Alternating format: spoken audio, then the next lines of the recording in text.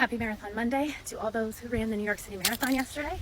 I too ran it about 8 years ago.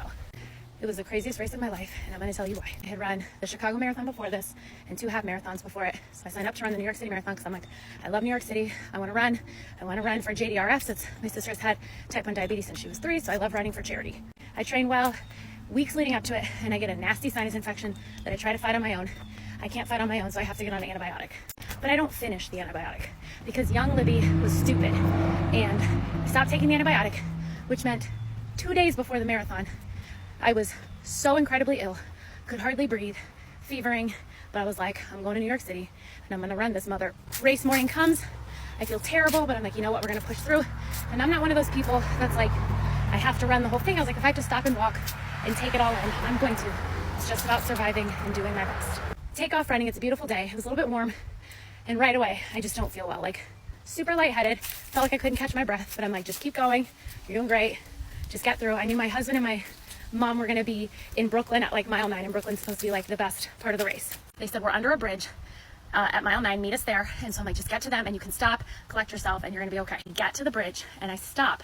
I don't know if it's like the blood like rushing from my head, but I passed out. Now I've never passed out in my life before that, and I've never passed out in my life since. Obviously my mom and my husband didn't know I was gonna pass out, so I fall backwards, crack my head on the ground, and I just like lay there. When I come to, I realize like what had happened. I start like hyperventilating, crying, like freaking out, and I'm so incredibly embarrassed because there's a crowd of people just surrounding me. They're calling an ambulance, they're calling for police officers, and I'm freaking out. And I do not like that kind of attention on me. So like, I'm like, get me up, somebody get me up, and they all help me stand up. So I stand up and a police officer's near me.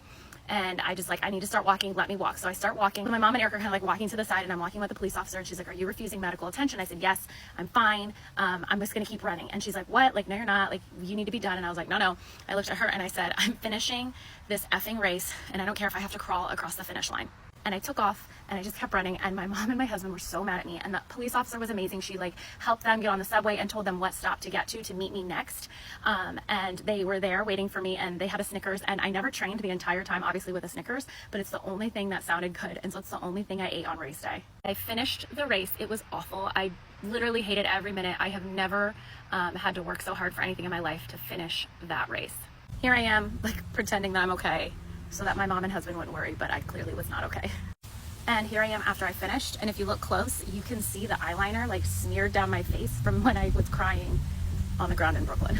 Marathoners are crazy, and I am so glad I finished that race. I raised $2,500 for charity and completed 26.2 in my favorite city, and to this day, I think I still have PTSD. It was the worst race ever. And part of me wants to do it again to like get some redemption because I love New York City, and I just felt like it was the most miserable day of my life.